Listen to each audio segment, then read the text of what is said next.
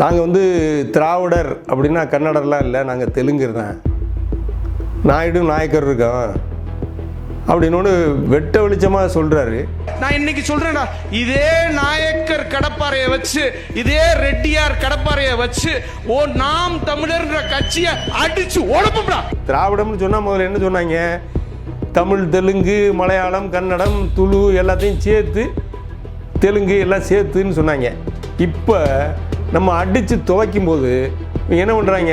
ஆமாடா நாங்கள் தான் தெலுங்கு தான், ரெட்டியும் நாயுடும் தான் இருக்கேன், நாங்கள் தான்டா ஆட்சி நடத்துகிறேன், நீங்கள்லாம் எனக்கு அடிமையாக இருக்க வேண்டிய ஆளில் நீ வந்து விழிப்புணர்வு ஏற்படுத்தாதேன்னு சொல்கிறான்.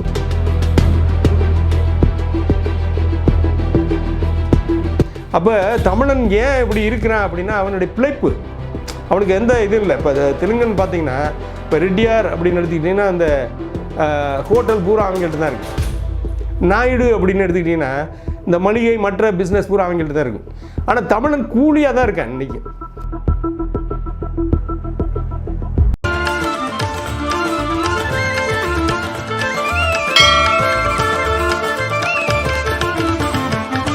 ஐயா வணக்கம்.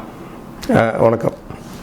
சமீபத்தில் மதுரையில் ஒரு சாதி அமைப்பு கூட்டத்தில் ஒரு தெலுங்கர் நாம் தமிழர் கட்சியை ரொம்ப கடுமையாக விமர்சனம் பண்ணி பேசியிருக்கிறாரு. அதை பற்றி உங்களுடைய கருத்து என்னங்க?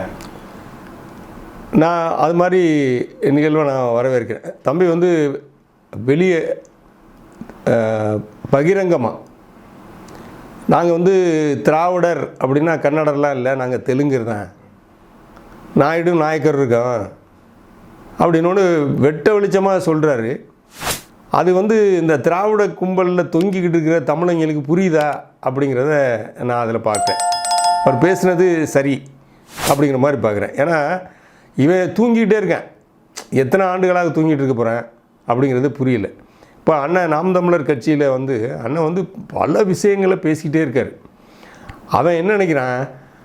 அந்த பார்ப்பன கடப்பாறையை தூக்கி பெரியாருடைய பிம்பத்தை உடைப்போம் அப்படின்னு சொன்னார்ல, அதை மட்டும் தூங்கிக்கிட்டு இருக்கான். அப்போ அவன் என்ன சொல்கிறான்? நாயுடு ரெட்டியார் கடப்பாறையை தூக்கி நாம் தமிழரை உடைப்பேங்கிறான். நான் இன்னைக்கு சொல்றேன்டா, இதே நாயக்கர் கடப்பாறையை வச்சு, இதே ரெட்டியார் கடப்பாறையை வச்சு நாம் தமிழர்ன்ற கட்சியை அடிச்சு உடம்புடா. அப்போ நாம் தமிழர்னு இனிமேல் யார் சொன்னாலும் வாள் எடுத்து வெட்டுவேன் அப்படிங்கிறான். வாள் எடுத்து வெட்டுவேன் அப்படின்னு பேசுறது வந்து ஒரு வன்முறையான பேச்சு தானே. அந்த வன்முறையை அங்கே நின்று காவல்துறையும் பார்த்துக்கிட்டு இருக்கு. அப்போ அந்த காவல்துறையில் இருக்க தமிழருக்கு கூட உணர்வு இல்லை அப்படிங்கிறது தான் நமக்கு ரொம்ப வருத்தமான விஷயமா இருக்குது. கன்னட பிரச்சனையை பற்றி நம்மளுடைய தமிழர் ஒருத்தர் பேசுகிறாரு. அவர் உடனடியாக காவல்துறையை கைது செய்து உள்ளே போட்டுருச்சு, இன்றைக்கி வரைக்கும் வெளியில் வரல. அப்போ இதில் காட்டுற ஒரு அக்கறையை இந்த தெலுங்கர் வெட்ட வெளியாக நீங்கள் வந்து வன்முறையை தூண்டக்கூடிய அளவில் வாள் எடுத்து வெட்டுவேன் அப்படின்னு சொல்லும்போது காவல்துறை பார்த்துக்கிட்டு இருக்கு. இது வரைக்கும் எந்த நடவடிக்கையும் எடுக்கலை. அப்போ நம்ம என்ன பார்க்க வேண்டியிருக்குன்னா, கோவாலு மாடலு இதெல்லாம் சேர்ந்து தான் இந்த வேலையை செய்ய சொல்கிறாங்களாங்கிறத நம்ம வந்து யோசிக்க வேண்டியிருக்கு. அப்போ கோவால்டையும் மாடல்லையும் இருக்கிற தமிழர்கள் பூரா என்ன நிலையில் இருக்காங்கன்னு தெரியல. இவங்கெல்லாம் வெளியே வந்துடுவாங்களா, இல்லை அப்படியே சொரணை இல்லாமல் அதிலே இருப்பாங்களா அப்படின்னு புரியல. இப்போ சமீபமாக இந்த அண்ணா திராவிட முன்னேற்ற கழகத்திலேருந்து வைத்திலிங்கம் ஒரு 10,000 பேரை கூட்டிகிட்டு போய் சேர்ந்தாருன்னா இவங்கெல்லாம் தமிழனா இல்லை வேறு ஏதாவது உணர்வு இருக்கா, இல்லை வேறு மழுங்கி போனவங்களா அப்படின்னு புரியல. அப்போ இவங்கெல்லாம் 10,000 பேர் உள்ளே சேர்ந்தோன்னே, டேய் நாங்கள் தான்டா தெலுங்க, எனக்கிட்ட வந்து நீ அடிமையாக இருக்கிறதுக்கு ரொம்ப சந்தோஷம்டான்னு சொல்கிற அளவுக்கு இன்றைக்கி வந்து தமிழ் தேசியத்தில் ஓடிக்கிட்டு இருக்குது தமிழர்கள் மத்தியில். இவன் என்னென்னா பல 1000 ஆண்டுகளாக அடிமைப்பட்டு கிடந்தது, அந்த அடிமை இன உணர்வுலேருந்து விழித்தல வரமாட்டேங்கிறான். சின்ன பசங்க இன்றைக்கி வந்து தெளிவாக இன்றைக்கி தமிழ் தேசியத்தை பற்றி பேசுகிறான். இவன் பூரா சொரணை இல்லாமல் உட்காந்துருக்கான். அதுக்கு இவன் முட்டு கொடுக்குறான். இப்போ நீங்கள் வந்து அவர் என்ன சொல்கிறாருன்னா, ஒரு மாதிரி குரலை ஒரு மாதிரி இது பண்ணி நாம் தமிழர் அப்படின்லாம் வந்து இங்கே யாரும் பேசக்கூடாது, எங்ககிட்ட பருப்பு வேகாது அப்படின்னு சொல்கிறாரு. ஆமாம் அதில் தெளிவாக இருக்கார். ஏன்னா இப்போ நாம் தமிழர் அப்படின்னு பேச ஆரம்பிச்சோன்னதான் தமிழ் தேசிய இன உணர்வு மக்கள் மத்தியில் வர ஆரம்பிச்சுன்னு பயப்படுறாங்க. அந்த பயத்தை இவன் மேடையில் பேசுகிறான், அவ்வளோதான். நீங்கள் பயப்படுறான். ஏன்னா இவன் வந்துட்டான்னா நமக்கு இங்கே வேலை இல்லைங்கிற முடிவுக்கு அவங்க வந்துட்டாங்க.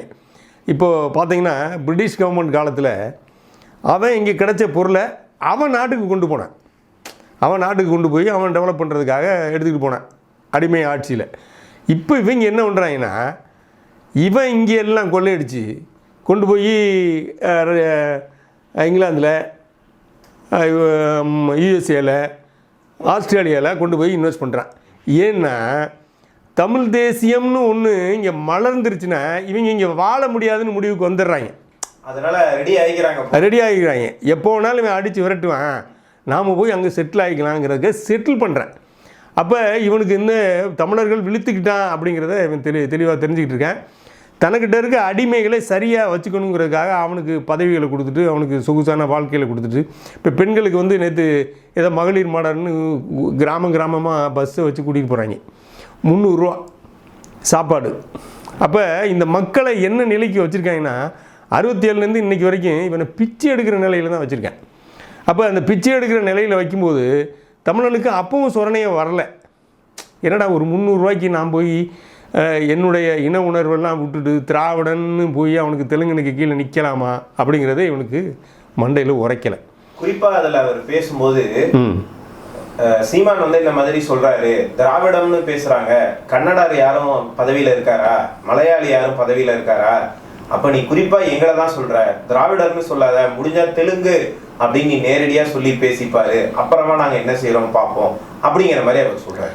ஆமாம், அதில் அவர் சொல்கிறதுல நான் என்ன புரிதல் இல்லைன்னா, நாங்கள் திராவிடங்கிறதே நாங்கள் வந்து ஒளிஞ்சிக்கிறதுக்காக வச்சுக்கிட்டது தான் அப்படிங்கிறத அவர் தெளிவுபடுத்துகிறார். நாங்கள் திராவிடங்கிறதே உங்கள்கிட்டருந்து நான் ஒளிந்து கொள்வதற்காக வச்சுக்கிட்ட ஒரு பிம்பம் தான். இன்றைக்கி தமிழ் தேசிய வீறு கொண்டு வரும் பொழுது அவரால் ஜீரணிக்க முடியலை. திராவிடம்னு சொன்னால் முதல்ல என்ன சொன்னாங்க, தமிழ், தெலுங்கு, மலையாளம், கன்னடம், துளு எல்லாத்தையும் சேர்த்து, தெலுங்கு எல்லாம் சேர்த்துன்னு சொன்னாங்க. இப்போ நம்ம அடித்து துவைக்கும்போது என்ன பண்ணுறாங்க, ஆமாடா நாங்கள் தான் தெலுங்கு தான், ரெட்டியும் நாயுடும் தான் இருக்கேன், நாங்கள் தான்டா ஆட்சி நடத்துகிறேன், நீங்கள்லாம் எனக்கு அடிமையாக இருக்க வேண்டிய ஆளெலாம் நீ வந்து விழிப்புணர்வு ஏற்படுத்தாதேன்னு சொல்கிறான். சீமானுக்கு எச்சரிக்கை ஏன் விடுறாருன்னா, அவர் தான் வந்து இன்றைக்கி வந்து இளைய தலைமுறையில் தான் தட்டி எழுப்புகிற சூழலில் பேசுகிறாரு. அப்போ அவருக்கு எச்சரிக்கை கொடுத்து அந்த வாள் எடுத்து வெட்டுவேன்னு சொன்னதே நீங்கள் அவருக்கு தான் அவன் சொன்னது மாதிரி நான் கருதுகிறேன். ஏன்னா நீ கீழே அவன் சுற்றி இருக்கான் தமிழை, ஒரு மேடையில் அவன் பேசிகிட்டு இருக்கேன், தெலுங்குங்க மட்டும் இருக்க மாட்டாங்க, சுற்றி தமிழர் இருக்கேன், இவன் பூரா பூந்து அடிச்சிருந்தானே அவன் அந்த மேடையில் பேசுறதுக்கான வாய்ப்பே இல்லை. அப்போ காவல்துறையுடைய அந்த பாதுகாப்போடு அவன் பேசுகிறான். அப்போ மாடல் தான் இதை பண்ணியிருக்கானா இல்லை கோவாலு பண்ணியிருக்கானான்னு தெரியல. அப்போ அவங்க என்ன நினைக்கிறாங்க, இது வரைக்கும் சுகமான வாழ்க்கை வாழ்ந்துட்டான், இந்த வாழ்க்கையை விட்டுட்டு எப்படி போகிறதுங்கிற முடிவுக்கு வர்றாங்க, எல்லையில் நிற்கிறாங்க, எட்ஜில். அதனால் இதை விட்டுட்டு நம்ம போயிட முடியாது, அதனால் இவங்களை மறுபடியும் திருப்பி என்ன பண்ணலாம் அப்படிங்கிற தாக்குதலுக்கு தயாராகிறாங்க. ஆனால் ஒரே ஒரு விஷயம் என்னென்னா, அவனுக்கு நான் சொல்ல விரும்புகிறது என்னென்னா, நீ வாள் எடுக்கிறேன்னு சொல்கிற, வேலையும் வெட்டருவாளையும் வச்சுக்கிட்டு ஆட்சி நடத்தவங்க. அதனால் சாதாரணமாக நீங்கள் பேசுகிறது பாண்டியன் பூமியில் உன்னை வந்து எப்படி விட்டாங்கன்னா நான் வந்து யோசிக்க வேண்டியிருக்கு. அதனால் காவல்துறையில் இருக்க தமிழ் இன உணர்வு உள்ள காவல்துறை அலுவலர்கள் நீங்கள் என்ன பண்ணுறீங்க, நேராக அவனை அரெஸ்ட் பண்ணியிருக்கணும். அப்போ ஆட்சியாளருடைய நெருக்கடி இருக்கா அப்படிங்கிறத நம்ம பார்க்க வேண்டியது. இது வன்முறை தூண்டுற பேச்சு அப்படின்ற மாதிரி தான் நீங்கள் சொல்றீங்க. ஆமாம், அது வன்முறை தூண்டுற பேச்சு. இப்போ அவன் வாள் எடுப்பான்னு சொல்லினா அதில் அங்கே அந்த பகுதியில் இருக்க தமிழர்கள் அவன் அறுவாலை தூக்கிட்டானா என்ன ஆகும் நிலைமை? அப்போ வன்முறை கட்டவிழ்த்து விடப்படும். அப்போ திராவிட முன்னேற்ற கழக காலத்திலேயே நீங்கள் வந்து திராவிட முன்னேற்ற கழகம் ஆட்சியில் வந்து உட்கார்ந்தாவே தென்பகுதி பற்றி எறியும். தேவரும் தேவேந்திரன் அடிச்சுக்குவாங்க, நாடாரும் தேவேந்திரன் அடிச்சுக்குவாங்க. இதெல்லாம் இப்போ மாறி போயிடுச்சு. ஏன்னா தமிழ் தேசியம் வந்த பின்னாடி இவங்கெல்லாம் வந்து தன்னை பற்றி உணர ஆரம்பிச்சிட்டாங்க. நம்ம தமிழர்கள் நாம் வந்து மோதிக்கக்கூடாதுங்கிற லெவலுக்கு வந்துட்டாங்க. இதை இவனால் ஜீரணிக்க முடியலை. இப்போ என்ன சொல்கிறான், இந்த குரூப் அப்படி தட்டி விட்டு நம்ம மிரட்டி கொண்டுட்டு போயிடலாங்கிற ஒரு முற்போக்கு வேலை மாதிரி அவன் நினைக்கிறான். எப்படின்னா மறுபடியும் ஒன்று சேர்ந்துருவாங்களோ அப்படின்னு சொல்லி பயப்படுறாங்க. ஆமாம், எப்படின்னா ஜாதி கடந்து நிற்கிறேன் நாம் தமிழரில், ஜாதி மதம் என்ப அந்த எல்லாம் தூக்கி போட்டுட்டு தமிழ் இனமாக ஒன்றிணைகிறேன். இதை இவனால் ஜீரணிக்க முடியல. அப்போ ஜீரணிக்க முடியலைங்கும் போது என்ன பண்ணலான்னு யோசிக்கிறேன். ரெட்டியும் நாயுடும் சேர்ந்து ஒரு கூட்டத்தை போடுறேன். பகிரங்கமாக கூட்டத்தை போடுறதுக்கு காரணம் என்னென்னா, மாடல் இருக்கேன், மாடலோட சப்போர்ட்டில் தான் இங்கே வந்து என்ன படுத்துகிறாங்க. இப்போ வந்து தமிழக அரசியலில் நீங்கள் பதவி ஏற்கும்போது என்ன சொல்கிறேன், ஜாதி மதம் இனம் மொழி இதில் எல்லாம் நான் வந்து என்னை ஈடுபடுத்திக்க மாட்டேன்னு அமைச்சர்கள்லாம் பதவி ஏற்கும்போது சொல்கிறாங்க. இது அப்படியே காற்றுல விட்டுறேன். இப்போ KN நேருவும் KKS ராமச்சந்திரனை அந்த ரெட்டியார் சங்க கூட்டத்தில் போய் பேசுகிறாங்க. நாங்கள் இருக்கிற அமைச்சரா, நீங்கள் ரெட்டியாரெல்லாம் பயப்படாதீங்க, உங்களுக்கு என்ன வேணும்னாலும் நீங்கள் வந்து ரெட்டியார் அப்படின்னு சொல்லுங்கள், நாங்கள் செஞ்சு கொடுத்துட்றேங்கிறேன். அப்போ இந்த இந்திய அரசியலமைப்பு சட்டத்தை மீறவனை இது வரைக்கும் மத்திய அரசாங்கம் எந்த நடவடிக்கையும் இருக்குமானா அவனை மந்திரியாக கண்டினியூ பண்ணுது. இப்போ எங்கே நிற்கிதுன்னு இல்லை. இப்போ நீங்கள் வந்து அன்னைக்கு ஐயா என்ன சொன்னார்னா, ஆரியமும் திராவிடமும் ஒன்று, அறியாத வாயில் மண்ணுன்னு சொன்னார். நொந்து போய் தான் சொன்னார்.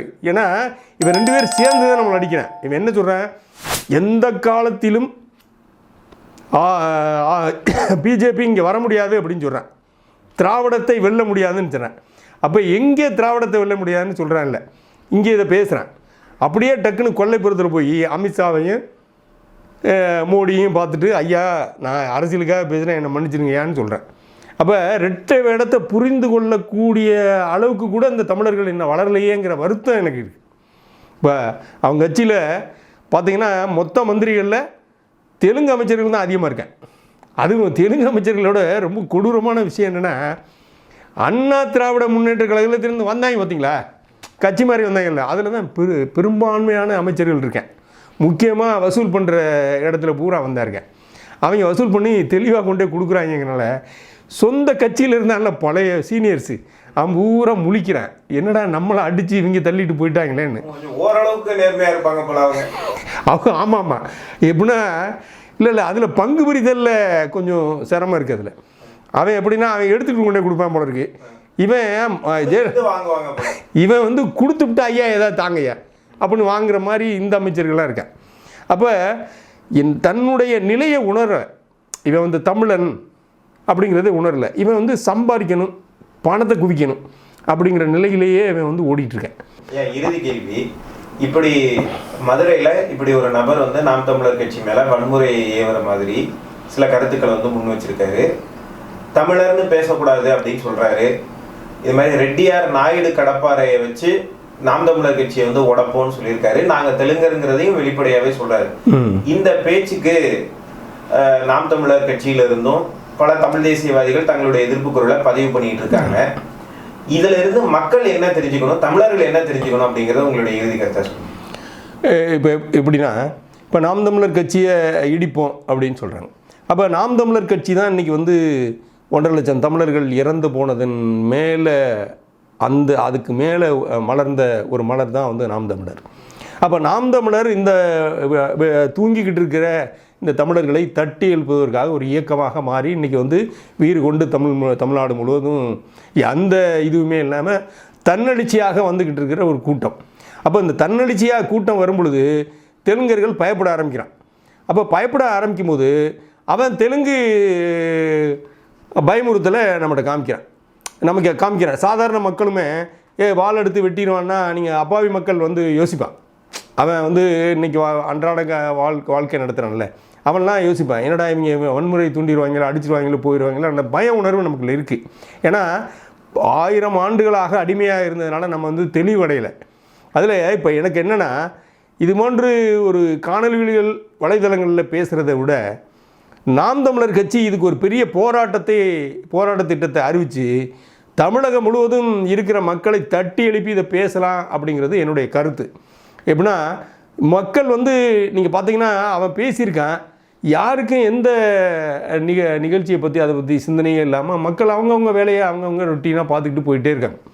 அப்போ தமிழன் ஏன் இப்படி இருக்கிறான் அப்படின்னா அவனுடைய பிழைப்பு, அவனுக்கு எந்த இதுவும் இல்லை. இப்போ தெலுங்குன்னு பார்த்தீங்கன்னா, இப்போ ரெட்டியார் அப்படின்னு எடுத்துக்கிட்டிங்கன்னா அந்த ஹோட்டல் பூரா அவங்கள்ட்ட தான் இருக்கும்.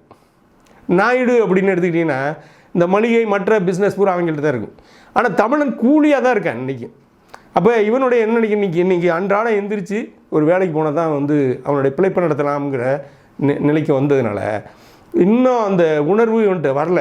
இந்த உணர்வை தட்டி எழுப்பதற்கு நாம் தமிழர் கட்சி தமிழகம் முழுவதும் இந்த இயக்கத்தில் அந்த கூட்டத்தில் இருந்த அத்தனை பேரையும் அரெஸ்ட் பண்ணணும்னு சொல்லிட்டு ஒரு பெரிய போராட்டத்தை நடத்தினா தான் இது வந்து மக்கள் மத்தியிலே கொண்டு செல்லப்படும்.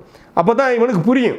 நீங்கள் போராட்டம் நடத்தினா தான் நம்மளை இப்படியெல்லாம் பேசிவிட்டானோன்னு தெரியும். அப்போனா இப்போ இளைஞர்கள் வலையொலியில் பார்க்குறவங்களுக்கு மட்டும்தான் இது தெரியுது ஒழிஞ்சு வெளியில் மக்களுக்கு சாதாரண மக்களுக்கெல்லாம் அது போய் சேரலை. அப்போ என்னுடைய வேண்டுகோள் என்னன்னா, அண்ணன் செந்தமிழன் சீமான் அவர்கள் இதை வந்து தமிழகம் முழுவதும் எல்லா மாவட்ட தலைநகரங்களும் ஒன்றியங்கள்லையும் இது ஒரு பெரிய போராட்டமாக அறிவிக்கலாம் என்பதை என்னுடைய விருப்பமாக நான் அதில் தெரிவித்துக் கொள்கிறேன். அப்படி பண்ணாதான் 2026 தேர்தலிலாவது இந்த மக்கள் விழித்து கொள்வார்கள் அப்படிங்கிற ஒரு கருத்து எனக்கு இருக்குது. அதை செயல்படுத்த அண்ணன் செந்தமிழன் சீமான் அவர்கள் முயற்சி எடுக்க வேண்டும் என்று நான் வேண்டுகோளாக விடுக்கிறேன். சிறப்பான முறையில் உங்களுடைய கருத்துக்களை பகிர்ந்தமைக்கு நன்றிங்க. நன்றிங்க.